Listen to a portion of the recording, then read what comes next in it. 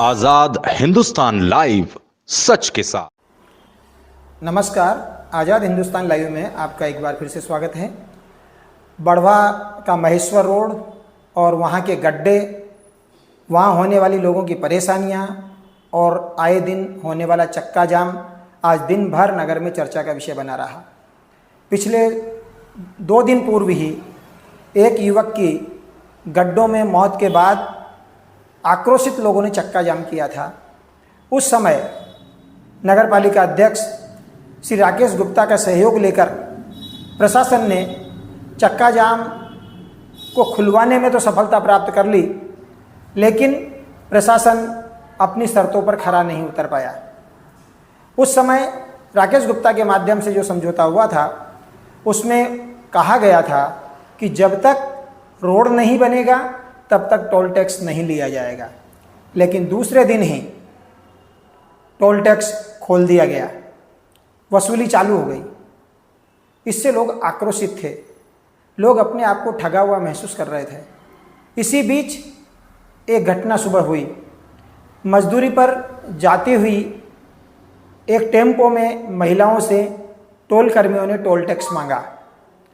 उन्होंने जब इसके लिए मना किया कि हमको 2 किलोमीटर की ठूद ही जाना है, तो टोल कर्मियों ने उनके साथ मारपीट की, उस महिला के साथ। मज़ेदार बात यह है कि वहाँ महिला कर्मचारी होते हुए भी वहाँ पर पुरुष कर्मचारी ने उस महिला के साथ मारपीट की। उसके बाद आक्रोश बढ़ गया।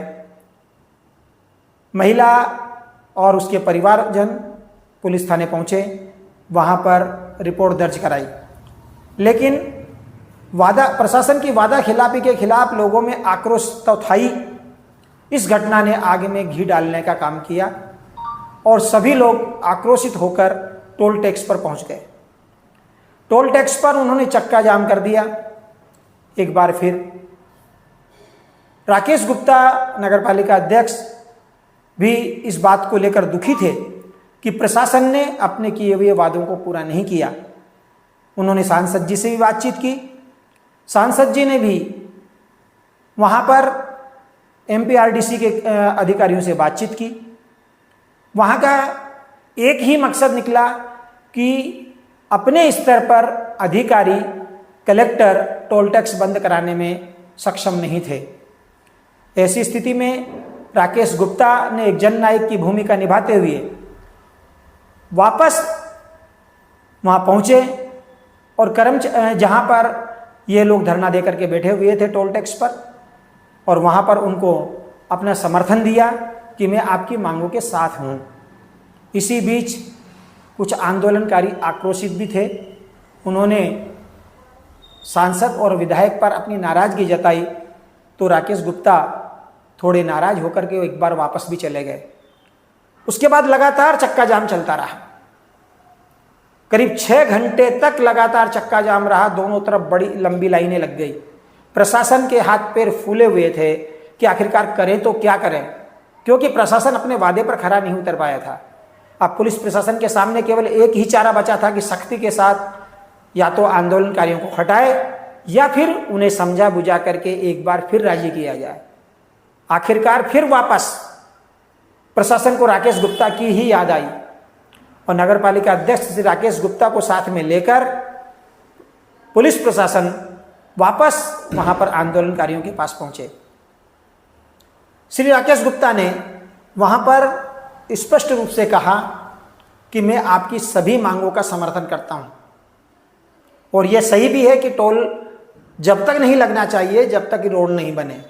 लेकिन कलेक्टर मैडम से जब हमारी बात हुई, सांसद जी से बात हुई, एमपीआरडीसी के अधिकारियों से बातचीत हुई, तो उन्होंने कहा कि टोल हम अपने स्तर पर बंद करने में सक्षम नहीं हैं। हाँ, हम आपसे यह वादा जरूर करते हैं कि बारिश खत्म होते ही हम 7 दिन के भीतर 7 दिन के अंदर हम इस रोड का डामरीकरण करवाकर इस रोड की मरम्मत कर देंगे।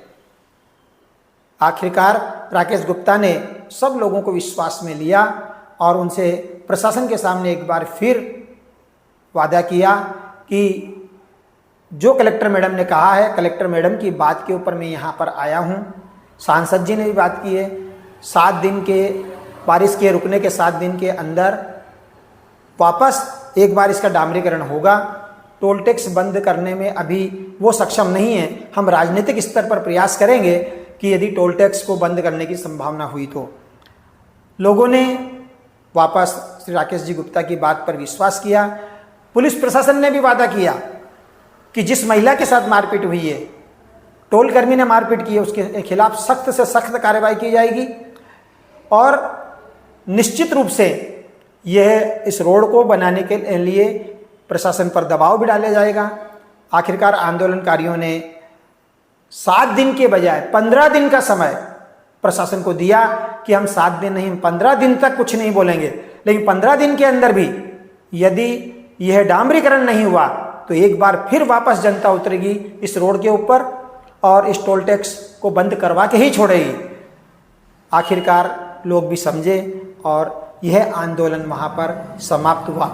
लेकिन इस पूरे घटनाक्रम में एक बात जरूर देखी गई कि कोई भी बड़ा नेता, नगर पालिका अध्यक्ष राकेश गुप्ता के अलावा कोई भी बड़ा नेता पब्लिक का सामना करने में सक्षम नहीं था। जनता के आक्रोश को जो सहन कर ले, जनता के आक्रोश के सामने जो अपनी बात रखने में सक्षम हो, वो वास्तव में जननेता कहलाता है। और यह भूमिका एक बार फिर राकेश गुप्ता ने निभाई। बड़े नेताओं को भी इस बात का आभास होना चाहिए कि जनता यदि नाराज है तो जनता के बीच में जाए, उनकी समस्या का निराकरण करे, जिससे कि यह आंदोलन की नौबत नहीं आए। अब देखना यह है कि एमपीआरडीसी अपने वादों पर कितना खरा उतरती है। 7 दिन के अंदर यह रोड डामरीकरण हो पाता है या नहीं, कि ये एक बार फिर 15 दिन के बाद आंदोलनकारियों को सड़क पर उतरने को बाध्य होना पड़ेगा, ये देखने की बात है। धन्यवाद। मेरे पास मेरे आंदोलनकारी साथियों का फ़ोन आया था, मैं साइट पे था। उन्होंने बोला कि एक महिला को इन्होंने मारा है। कल भी मैंने ऑनलाइन इनका वीडियो देखा कि कल भी इन्होंने बोला था कि हम कांच फोड़ देंगे, ये कर देंगे, वो कर देंगे। एक तो रोड नहीं बना रहे हो, लोग परेशान हो रहे हो, उसके बाद तुम लोगों पे हाथापाई कर रहे हो। टोल का विरोध नहीं है, रोड बनाने का विरोध है। लेकिन अगर टोल कर्मचारी इस तरीके से महिलाओं से अगर हाथापाई करेंगे तो फिर बोलना पड़ेगा। और उसी गुस्से में मैं ये नहीं देख पाया था उस समय कि अध्यक्ष महोदय भी बैठे हुए और मेरे से कुछ गलत शब्द निकल गए, उसके लिए मैं क्षमा प्रार्थी हूँ। लेकिन उन्हीं से उम्मीद है, मेरे को प्रशासन से भी उम्मीद है और अध्यक्ष महोदय से भी उम्मीद है कि वही समस्या का समाधान करवा सकते हैं।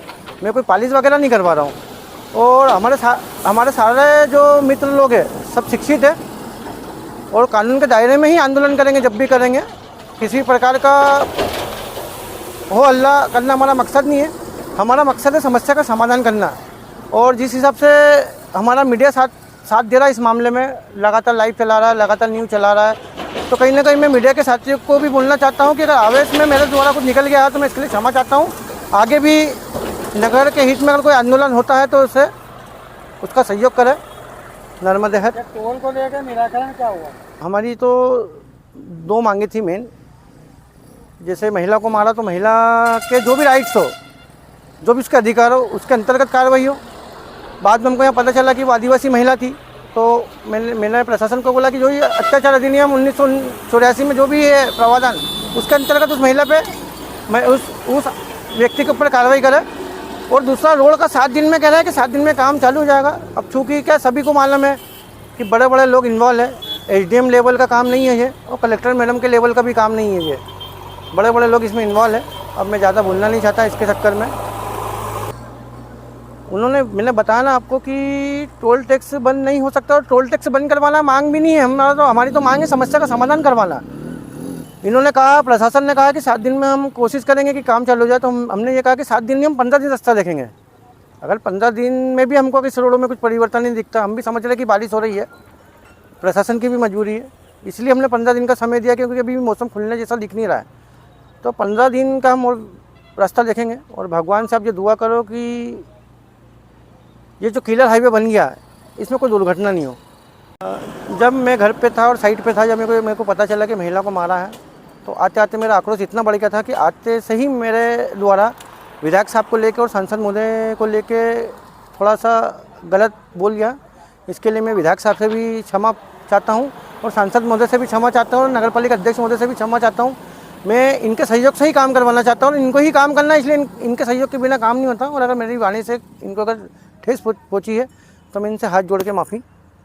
नर्मदे हर जिस विषय में ये सब चक्का जाम और ये सब चला, जिसमें आज से 4 रोज़ पहले हमारे शहर के एक युवा की दर्दनाक मृत्यु हुई, और चूँकि वो अपने आप में एक ऐसी घटना थी कि पूरा बड़वा शहर उसकी तकलीफ़ को समझ रहा था, और उस परिवार की भी, क्योंकि उस परिवार का चिराग बुझा एक युवा लड़का, तो उस चीज़ को लेके जो आक्रोश था, लोगों ने चक्का जाम किया। चक्का जाम में पहले महेश्वर रोड पे हुआ, फिर हाईवे पे हुआ, इंदौर छापुर रोड पे। तो जब वहाँ पे हुआ तो काफ़ी देर तक, तो फिर स्वाभाविक जानते हैं हम, हमारा रोड ऐसा है कि 10 मिनट अगर जाम रहता है तो शाम तक इफ़ेक्ट आता है उसका। तो जब घंटों जाम चला तो फिर तो उस तरह से फिर प्रशासनिक अधिकारियों ने मेरे से अनुरोध किया, और मैंने उस समय एक तरह से मध्यस्थता करते हुए दोनों पक्षों में बात करी। उसमें थोड़ा सा इस चीज़ का रहा कि हमने उस समय लोगों से कमिटमेंट किया था कि भाई जब तक रोड नहीं बनेगा तब तक जो है वो टोल टैक्स चालू नहीं होगा, और महीने भर में जैसे बारिश ख़त्म होती है तत्काल जो है वो रोड का काम शुरू होगा, और उसके पहले जो है वो जिस तरह के गड्ढे वगैरह हो रहे हैं उनको भरने की प्रक्रिया होगी। अब इसमें अपना दुर्भाग्य कहो या प्रशासन की अपनी क्या लाचारी है, तो सभी कमिटमेंट लगभग फुलफ़िल नहीं हुए थे। जैसे गड्ढे भरने वाली बात थी तो उसमें भी खानापूर्ति हुई। मैंने कहा था कि भाई हम लोगों ने जैसे इच्छापुर रोड पे पेवर के माध्यम से गड्ढे भरे तो लंबे समय टिकते हैं, लेकिन ठेकेदार ने जो है वो मिट्टी मुरम का काम किया। उसमें यह रहा कि अभी 2 दिन पहले जो तेज़ बारिश हुई तो मिट्टी मुरम सब बह गई, गड्ढे फिर एज इट इज़ हो गए, और उसी बीच में जो है वो कल टोल टैक्स चालू कर दिया गया। अब मुझे भी ये लगा और सभी लोगों को लगा कि यार प्रशासन ने सबके साथ बैठ के जो वादा किया था वो वादा खिलाफी हो रही है, और इसको लेके जो है वो जब आज सुबह ये बात आई तो मैं भी वहाँ गया था। उसी बीच में जो है वो टोल टैक्स वालों ने कुछ महिलाओं के साथ अभद्रता की, और जहाँ तक मुझे जानकारी मिली वो महिलाएं मजदूर थी और मजदूरी करने कहीं टेम्पो में जा रही थी और उससे टोल टैक्स वसूला जा रहा था। तो ये सब चीज़ों को लेके जो आक्रोश पनपा, उसको लेके मैंने सुबह भी जब वहाँ गया था, पहले थाने पे भी गया, थाने पे भी मैंने इस बात के लिए वो की कि भाई जिन महिलाओं के साथ अभद्रता हुई है तो दोषियों पे कार्रवाई होना चाहिए, और ये सब तरह से वाजिब है, क्योंकि किसी भी स्तर पे बात कुछ भी हो, महिलाओं के साथ अभद्रता करने की, उनके साथ हाथापाई करने की छूट किसी को भी नहीं है, और इसलिए उन पे कार्रवाई होना बहुत लाजिमी था। उसमें FIR तो हो गई थी, लेकिन जैसी अपेक्षित कार्रवाई सब चाहते थे वैसी नहीं हुई थी, और उसके बाद में जो है वो लोगों ने फिर चक्का जाम कर दिया। तो फिर जो है वो अधिकारियों की तरफ से आया मुझे, तो मैंने सबसे पहले कलेक्टर मैडम से बात की, और कलेक्टर मैडम को इस बात के लिए अपनी तरफ से कन्विंस कराने की कोशिश की कि मैडम जब तक रोड नहीं है तब तक टोल टैक्स किसी भी दृष्टि से वाजिब नहीं है। उसके पहले आज सुबह जब हमारे सांसद महोदय CISF के कार्यक्रम में आए थे तो मैंने वहाँ पर हमारे विधायक जी, सांसद जी से भी चर्चा की कि इसमें सरकार की बदनामी हो रही है। सभी हमारे लोकल के लोग हैं, आसपास के, कोई रतनपुर जा रहा है, कोई बिलसर जा रहा है, कोई किठूज जा रहा है। अब 2-2, 3-3 किलोमीटर का इनका काम है, और उसके लिए इनको 50 किलोमीटर का टोल टैक्स देना पड़ रहा है। साथ ही सबसे पहला प्रश्न तो यही आता है कि जब रोड नहीं है तो टोल टैक्स क्यों। तो हमारे सांसद जी ने भी जो है इस विषय पे कलेक्टर मैडम से बात की, MP SRDC के मोवेल जी से बात की। अब उन्होंने अपनी कुछ व्यवस्था दिखाई, और सांसद जी ने भी उनको कहा कि भाई नहीं, आप प्रयास कीजिए कि लोगों की समस्या हल हो। उसके बाद में भी जब लोग नहीं माने तो प्रशासन के आग्रह पे जो है मैं फिर गया बात करने, और जिस तरह से कलेक्टर मैडम से बात हुई थी तो कलेक्टर मैडम ने मुझे इस बात के लिए एश्योर किया है कि बारिश बंद होते ही 7 दिन के अंदर ही हम प्लांट चालू करा कर डामरीकरण का काम करा देंगे। उसमें भी मैंने कहा कि 7 दिन के लिए अगर हम टोल टैक्स बंद रखें तो बहुत अच्छा हो जाएगा। मैडम की अपनी कुछ मजबूरियाँ प्रशासनिक, जिसके कारण उन्होंने कहा कि ये मेरे अधिकार क्षेत्र में नहीं है, मैं इतने दिन के लिए इसको नहीं बंद कर सकती, शासन स्तर पे कुछ हो सकता है तो आप अपने स्तर पे चर्चा करें। तो उसके लिए जो है हम अपने वरिष्ठ लोगों को अवगत कराएंगे, सांसद महोदय से भी फिर बात करेंगे। हाल फिलहाल जो है वो लोगों को यही समझाया कि 7 दिन बाद चूँकि अगर बारिश बंद हो जाती तो रोड का काम चालू हो जाएगा, और इसलिए इस तरह की जिदबाजी करना, क्योंकि चक्का जाम से क्या होता है कि अपनी समस्या का हल तो अपनी जगह है, लेकिन सैकड़ों हज़ारों की संख्या में जो बाहर के लोग होते हैं, जो सड़क पे चल रहे हैं, कहीं से आ रहे हैं, कहीं जा रहे हैं, सभी लोगों को तकलीफ़ होती है। और उस तकलीफ़ को देखते हुए जो है वो सभी जितने भी आंदोलनकारी थे उन्होंने इस बात को समझा। मैंने उनको बताया कि भाई जो चीज़ कलेक्टर मैडम के हाथ में नहीं है, तहसीलदार SDM साहब के हाथ में नहीं, TI के हाथ में नहीं, अपन उनसे मांग वो करके कहाँ से कुछ हो पाएगा। जितना हो सकता था तो इसमें सबसे बड़ी उनकी जो मांग थी कि उन महिलाओं के साथ जिन्होंने अभद्रता की उन पर कार्रवाई होना चाहिए। उसके लिए तत्काल जो है वो हमने वहीं पे स्पॉट पे एसडीओपी मैडम से, टीआई साहब से और तहसीलदार साहब से बात की। उन्होंने कहा कि नहीं, इसमें जो भी और धाराएं लगती होगी वो हम लगा देंगे। गड्ढों की जो बात थी कि भाई वापस से जो गड्ढे हो गए इनको भी तत्काल भरा जाए, उसके लिए भी तहसीलदार साहब ने वहीं से फ़ोन लगा के संपर्क किया उनसे और गड्ढे भरवाने की जवाबदारी ली है। आगे जो एक किठूद मतलब रतनपुर फाटे पे एक बड़ा गड्ढा है जिसको लेके सभी आंदोलनकारी बोल रहे थे, तो मैं प्रशासनिक अधिकारियों के साथ जाके उसका वहाँ पे मुआयना किया। अब वहाँ पे एक्चुअल में गड्ढा तो बहुत बड़ा है और उसमें पानी भी बहुत भरा है और स्वाभाविक रूप से दुर्घटनाएं होना ही होना है। तो अभी तो तत्काल तहसीलदार साहब ने बात कर ली है कि उसको मुरम डला के उसको भी भर दिया जाएगा। लेकिन मैंने वहाँ पे जो समझा है वो समस्या पानी के निकासी को लेकर है। एक तो जो वो जो चौराहा बन गया है वहाँ पे एक मॉल बन गया है, उस मॉल वाले के कारण भी जो है वो जल निकासी प्रभावित हुई है। उसके अलावा जो है वो पास में कोई एक प्लाट या ज़मीन किसी की है, उन्होंने भी तार फेंसिंग करके और पानी की, क्योंकि पहले जो रोड उधर आगे जाता था अमलाथा तरफ, उसमें जो है वो पानी की निकासी का एक नाला था और इस तरह से धीरे धीरे जब इंक्रोचमेंट हुए तो वो नाले और जल निकासी के सारे मार्ग रोक दिए गए, जिसके कारण आज ये स्थिति बन रही है। और हम जानते हैं कि कहीं पे भी अगर जल निकासी की समस्या आएगी तो कोई सा भी रोड वो ख़राब हो जाएगा, क्योंकि रोड तभी अपनी गुणवत्ता पे खरा उतर सकता है जब जल की निकासी प्रॉपर हो। तो इसके लिए मैंने अधिकारियों को भी बताया, लेकिन चूंकि ये सब एक प्रक्रिया के तहत होगा, आज के आज कुछ नहीं होगा, तो इसलिए तत्काल में जो है मुरम वगैरह डला के उन गड्ढों को बंद करने के लिए अभी तत्कालिक रूप से तहसीलदार महोदय ने आदेश किया वहाँ से। शायद मेरे ख्याल से जो टोल टैक्स वाले होंगे उनसे बात की होगी, लेकिन उन्होंने मुझे भी एश्योर किया कि ये गड्ढे वगैरह तो अभी भरवा देंगे और अगर वर्षा बंद हो गई तो 7 दिन के अंदर डामरीकरण भी चालू हो जाएगा। कुल मिला के बस यही है कि लोगों की समस्या भी वाजिब है, प्रशासन की, शासन की अपनी व्यवस्थाएं हैं, इन सब के बीच में एक रास्ता निकाला है। और इसलिए मैंने उन सब लोगों से भी यही कहा कि भाई जो परिस्थितियां हैं उसके अनुसार जो अभी बेहतर हो सकता हो वो हम लोग कर लें। अगर अपन आंदोलन की जीत पे या ऐसी मांगों को लेकर आंदोलन करते रहेंगे जो अधिकारियों के हाथ में नहीं है, तो फिर अधिकारी भी एक सीमा है, उसके बाद में उनके पास आदेश आएगा लॉ एंड ऑर्डर का तो वो 10 मिनट में सब अपने ढंग से कर लेंगे। लेकिन उसमें भी हमारा कोई पीड़ा होनी है। जो आंदोलन करने वाले वो भी अपने शहर के लोग हैं, उनकी तकलीफ भी उनकी जगह है, वो भी, उससे भी अपन इनकार नहीं कर रहे। तो इसलिए बीच का रास्ता निकाल के और सबको समझाया बुझाया, और मैं हृदय से सबका बहुत बहुत धन्यवाद देता हूँ। वाहन चालकों ने टोल टैक्स माफ़ करने की बात कही। बिल्कुल, उसमें भी ये बात हुई है कि जो आसपास 1-2-4 किलोमीटर में जाने आने वाले लोग हैं उनके लिए 110-15 रुपये देना भारी पड़ता है। और स्वाभाविक बात है कि जब जिस चीज़ का पूरा उपयोग नहीं कर रहे हैं उसका पूरा पेमेंट कैसे दे सकते हैं। तो वहाँ पे पता चला कि टोल टैक्स में इस तरह की कुछ क्लॉज रहते हैं कि आसपास वालों को या कम दूरी वालों को छूट मिलती है। तो जब मैंने इस विषय में बात की तो हमारे अधिकारियों ने यही बताया कि अपन उसके नियम देख लेते हैं और अगर नियम में कहीं आता है तो बिल्कुल उसमें लोकल के लोगों को छूट मिलेगी। और जहाँ तक मुझे अभी कोई ऑथेंटिक जानकारी नहीं है, लेकिन लोगों से चर्चा से जो पता चला कि उसमें इस तरह का क्लाज रहता है कहीं पे भी टोल टैक्स है तो, कि आसपास के लोगों को, लोकल के लोगों को आधार कार्ड देख के उनकी गाड़ियों का नंबर लेके उनको उससे छूट दी जाती है और वो बिल्कुल दी ही जानी चाहिए। और इसके लिए अधिकारियों ने भी एक्सेप्ट किया कि भाई ये काम हम अपने स्तर पर कर सकते हैं, तो नियमों को देख के जितनी लोकल के लोगों को छूट दी जा सकती है वो बिल्कुल दी जाएगी। और हम तो बड़वा शहर की जनता के लिए, उनकी समस्याओं के लिए हमेशा उनके साथ हैं, मगर प्रशासन भी अपना है, शासन भी अपना है, इसलिए सभी चीज़ों को देख के और सभी की बातें समझ के तात्कालिक निदान निकाला गया है। और हम ये अपेक्षा करते हैं कि जिस तरह से मैडम ने कमिटमेंट किया है उस तरह से जो है वो, अगर वर्षा बंद हो जाती है तो 7 दिन में रोड का काम चालू हो जाएगा और थोड़े दिन के लिए तो ये समस्या हल हो जाएगी। उसके बाद में हम सब जानते हैं कि वहाँ पे 4 लेन रोड बनना है, और जब 4 लेन बनेगा तो वो सारी व्यवस्थाओं के साथ बनेगा, जल निकासी की व्यवस्था रहेगी, पाथवे रहेगा, इस तरह से तो ये समस्या परमानेंट हल हो जाएगी। लेकिन अभी कुछ दिनों तक के लिए तो ये समस्या है, और जैसे डामरीकरण हो जाएगा तो कुछ दिनों के लिए समस्या निश्चित रूप से हल हो जाएगी। नर्मदे।